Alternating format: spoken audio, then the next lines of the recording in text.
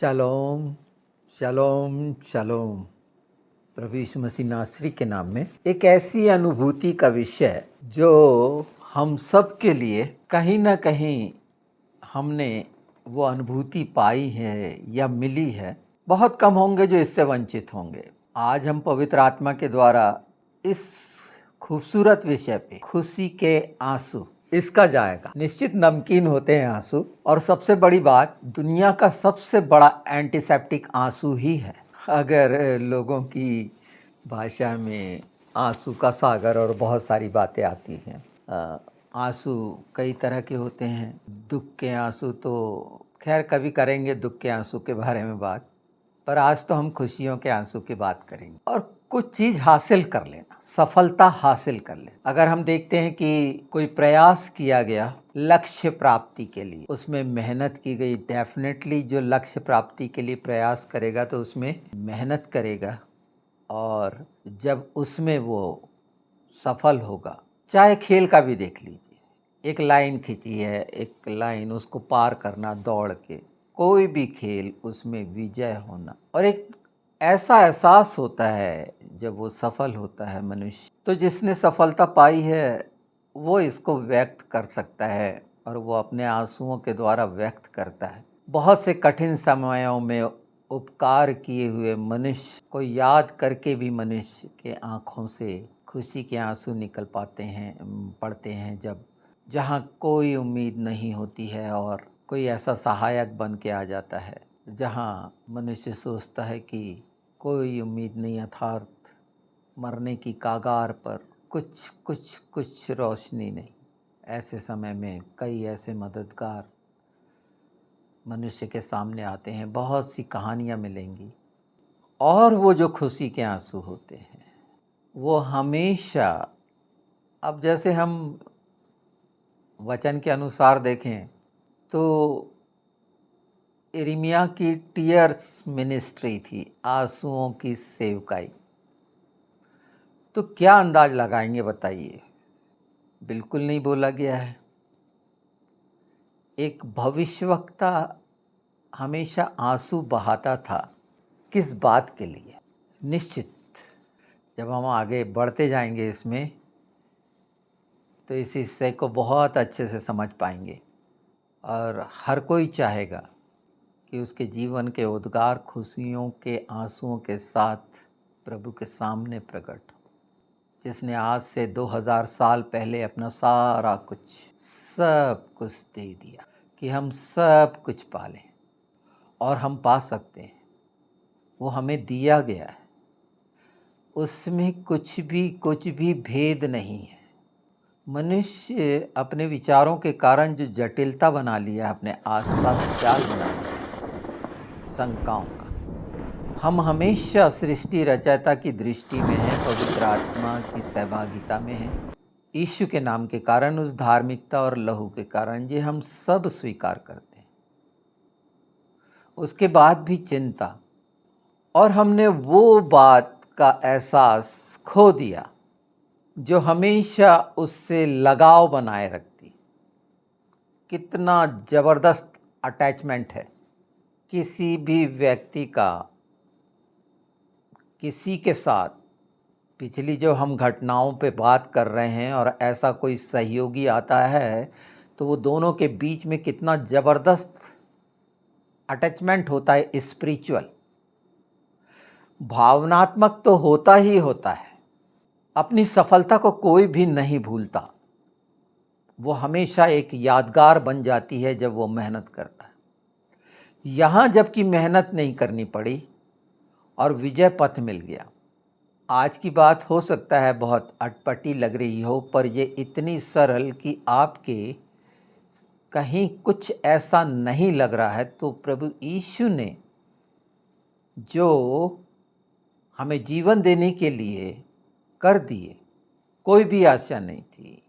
हम बोलते हैं, पर वो घटना जो खुशियों की आंसू की है, हमारे आँखों से बहने पाते हैं क्या? जबकि यीशु के नाम में हमारे हृदय मांस के हुए, हो सकता है बहुतों के जब वो प्रार्थनाओं में होते हैं आंसू बहते रहते हैं इस बात के लिए। और ये इतना खूबसूरत है, दुख के आंसू तो बहाता ही है मनुष्य। ये वो स्थान होता है जहाँ पर ये समझ हमको आ जाए तो स्वीकार करना कि हम पर दया हो गई, उपकार हो गई, करुणा हो गई, हम मौत से बच गए, हमारी आत्मा जीवित रहेगी। क्या ये छोटा एहसास है? हम बचा लिए गए। संसार का थोड़ा सा दुख और कष्ट, विपत्ति और घटनाएं और महामारी जब आती है तो हाहाकार करता है इंसान। वो जो नर्क का एक दृश्य कुछ ही समय के लिए रहता है मनुष्य के सामने और वो उसे भूल जाता है, वो दर्द, वो तड़फ भूल जाता है। और यहाँ इतना आसानी से सब कुछ आशीषों के साथ, अनुग्रह के साथ परमेश्वर का, यहाँ आप प्रेम समझिए ना कि एक व्यक्ति पता नहीं क्या क्या कर रहा होता है, अच्छा बुरा जो भी, पर परमेश्वर उस पर अनुग्रह करता रहता है, आशीष करता रहता है अपने बेटे के कारण, यीशु मसीह नासरी के कारण। पवित्र आत्मा की मदद मिलती रहती है। उस सब बातों के बावजूद भी जब वो ऐसे ऐसे काम कर गुजरता है और शरीर के कारण वो करता रहता है, बहुत कम समय, बहुत कम लोग सच्चाई से आराधना, उपासना या उसकी उपस्थिति में वाकई में रह पाते हैं। तो आज हम ये जान रहे हैं कि उन सब बातों में हम उसके साथ रह सकते हैं अगर ये छोटा सा एक हिस्सा जो एक पर्दा, भ्रम, डर, शंका का है और इसके लिए यीशु का नाम उसकी सारी अधीनता में है, वो दूर कर सकता है। ये सच्चाई है। बहुत सी कहानियां बताई जा सकती हैं पर हम मूल बात पर आ रहे हैं कि बचाने वाला जब हम उसे मानते हैं, मान लेते हैं, स्वीकार कर लेते हैं, तब हम उस बात को भी समझ लेते हैं अपनी जो वास्तव में हम हैं। और जब तक हम वास्तव में जो हैं नहीं जानेंगे तो वो 2000 साल पहले घटी घटना परमेश्वर के प्रेम के द्वारा उसकी अनुभूति नहीं होगी। बस उसके पर दुख व्यक्त करेंगे, दुख के आंसू बहाएंगे। आनंद का आंसू उस समय बहेगा जब हम अपनी वास्तविकता को पहचानेंगे, तब हमें उसकी दया समझ में आएगी, उसकी करुणा समझ में आएगी, उसका प्रेम समझ में आएगा, उसके तमाम स्वभाव समझ में आएंगे। और यहाँ से शुरू होगा आत्मा का मार्ग या विजय पथ या स्वर्गीय यात्रा आत्मा की। और इसमें आप हमेशा बने रह सकते हैं। हर कोई चाहता है। और एक मनुष्य अपनी कठोरता का भी एहसास कर सकता है। जैसे पश्चाताप बहुत कठिन काम है, मुंह से बोलना बहुत सरल है, मुंह से अपने गुनाहों को मान लेना बड़ा सरल है, सॉरी शब्द है ना, पर हकीकतन अगर अंदर से हमारे ये उद्गार निकल रहे हैं ये समझ के साथ, तो खुशी के आंसू निकलने लगेंगे। तो समझिए कि वाकई में उसकी दया को आपने जाना, उसके प्रेम को आपने जाना, उसके बलिदान को आपने जाना और आप निश्चिंत होते चले जाएंगे। क्योंकि ये खुशी के आंसू तमाम उन बुराइयों को मान लेने के बाद निकलते हैं। जितने भी सफलता पाए हैं अपनी लक्ष्य, अपनी प्राप्ति के लिए, वो संसार के शरीर के स्वाद बिल्कुल बताएंगे, बिल्कुल गलत नहीं है।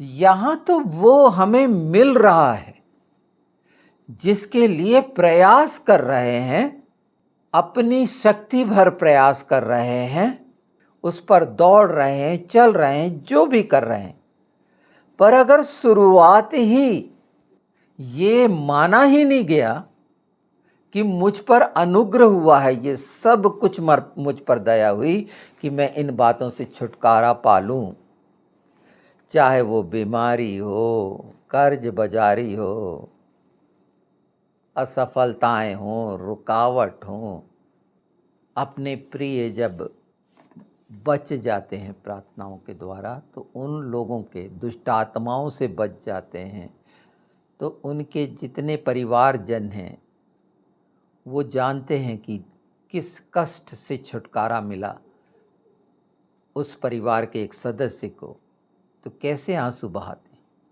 आत्मा में जब एक मनुष्य जीवित होता है तो ये खुशियों के आंसू क्यों नहीं।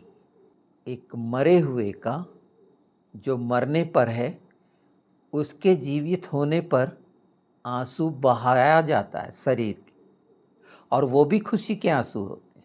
पर एक आत्मा के जीवित होने पर किन किन के खुशी के आंसू बहे। तो आज इन खुशियों के आंसुओं पर आप विचार करिए। आज मैं बाइबल का कोई रेफरेंस नहीं दे रहा हूँ, ये पूरी बाइबल बता दे रहा हूँ। ये बाइबल की उत्पत्ति से प्रकाशित वाक्य तक वो बात है जो परमेश्वर चाहता है अपने वचन में, पवित्र आत्मा चाहते हैं कि हम जानें। रोना, कल्पना, दुख मनाना एक अलग बात है, वो भी साबित करता है ना। यहाँ मैं दुख के आंसू की बात नहीं कर रहा हूँ जहाँ आदमी हाहाकार कर उठता है। यीशु भी रोए, और उन्होंने जो बोला वो भी आपको याद होगा कि क्या चाहा।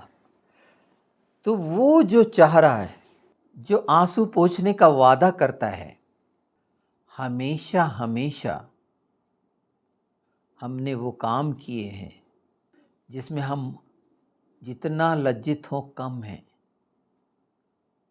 अपने गुनाहों को जितना मान ले कम है। उसकी दया, उसका प्रेम कितना महान है कि हम बच गए हैं। ये बचना शब्द और उसी बात के लिए है प्रभु ने इस बात को जो मजबूत करती है, इस हिस्से को जो अभी हमने थोड़ा सा सुने उसको मजबूत करती है, वो है यादगार। मेरी याद में तुम ऐसा किया करो, जो हम प्रभु बोझ लेते हैं हमारे द्वारा, हमारे प्रियजनों के लिए, मनुष्य के लिए, परिचितों के लिए, दोस्त मित्रों के लिए क्या यादगार काम करते हैं हम। क्या ऐसे यादगार काम वाकई में हमने, यहाँ आप भलाई समझेंगे, भलाई क्या होती है, कि हमारे नहीं रहने पर जब भी हमें याद किया जाए ऐसे व्यक्ति के द्वारा, तो उसके खुशी के आंसू निकले। इतने शानदार काम मनुष्य चाहे तो हर समय कर सकता है पवित्र आत्मा के साथ, और यही है वो काम, सेवकाई, जो यीशु ने करे और करके दिखा दिए कि हमारे द्वारा संसार में ये इच्छा जब हम रखेंगे यादगार, कि अपनी छाप छोड़ देना, याद छोड़ देना, कि जब भी हम याद किए जाएं उस व्यक्ति के द्वारा, सब एक दूसरे के लिए ऐसे कार्य कर सकते हैं, और बिल्कुल किए भी होंगे। इसको बढ़ा लेना कितना अच्छा है। परमेश्वर भलाई का है बोलते हैं, तो इसमें सब समाहित है ये, कि आप एक यादगार बन जाएं। और एक व्यक्ति यादगार तभी बन सकता है ना, जब किसी पीड़ित के लिए मददगार हुआ हो, ज़रूरतमंद की आवश्यकता पूरी करी हो, जहाँ कुछ नहीं हो रहा था आगे बढ़कर बेगार कर कर सामने वाले के लिए अपनी रोटी दे दी हो, अपना वो जो ज़रूरत थी अपनी, वो सामने वाले को दे दी हो। जब हम अपना कुछ नहीं छोड़ते और सामने वाले को दे देते हैं, निश्चित मनुष्य इतना खूबसूरत बना हुआ है, अंदर से ऊपर से कितनी विशेषताओं से भरा है और वो सुंदर सुंदर है। एक कोशिश तो करें।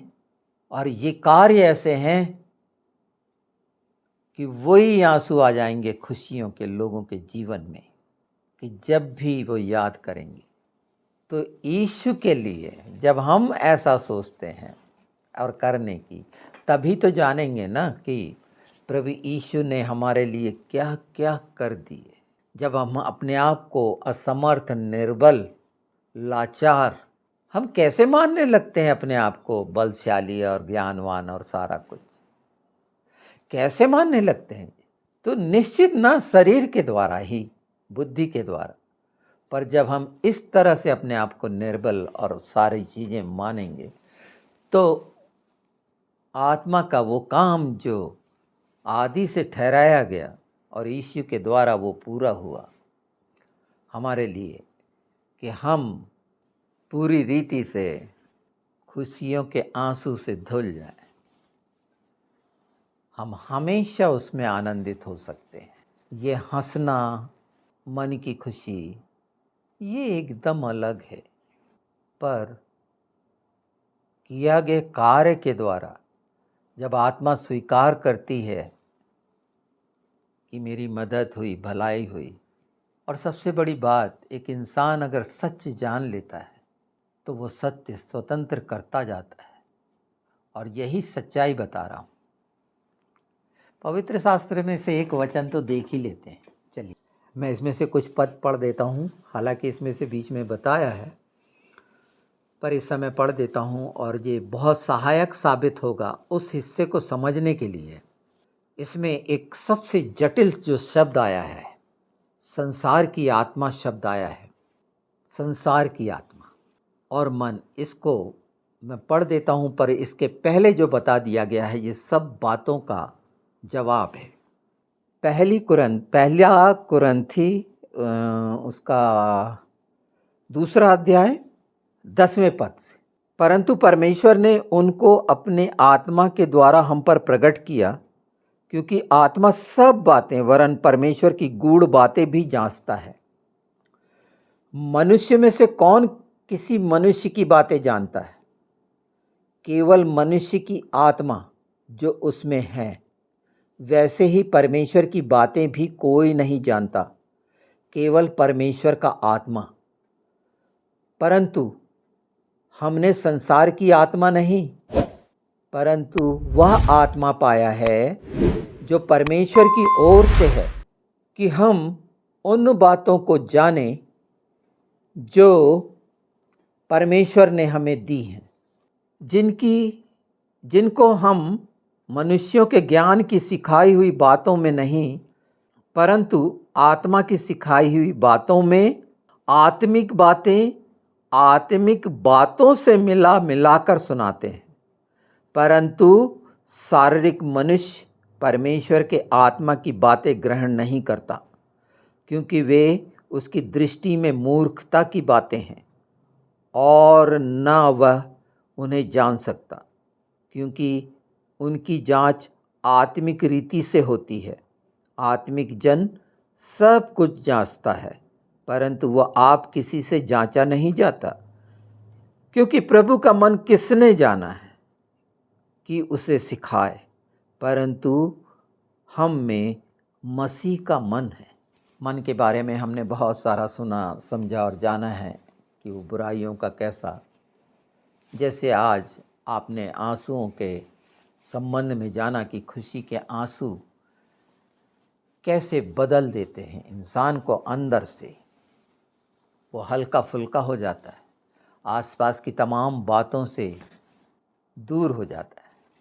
तो आज फिर एक मौका है इन बातों को जाने, और यीशु का मन जैसा है प्रभु यीशु ने करके गए हैं कि वो मन हमारा भी हो। तो प्रभु यीशु के द्वारा वो सफ़र मृत्यु का और जीवन देने का, प्रेम का सफ़र जो उन्होंने पूरा किया कि हम बच जाएं, अगर ये हमारे चित्त में है, ये हमारी सोच में है, तो निश्चित जानिए यीशु के नाम में पवित्र आत्मा की मदद आपको बदल देंगे और प्रत्येक क्षण पल इस संसार में रहते हुए आत्मा में आनंद और शांति का और बेफिक्री का होगा, बाढ़ जो होने का होगा, होश में आने का होगा।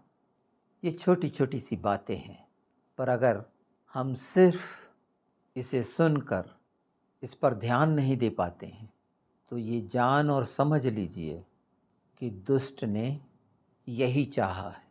तो ज़्यादा अच्छा है कि हम परमेश्वर की इच्छा को पूरी करें, और उसकी इच्छा है कि मेरे बेटे की सुनो, ये मेरा प्रिय पुत्र है, इसकी सुनो।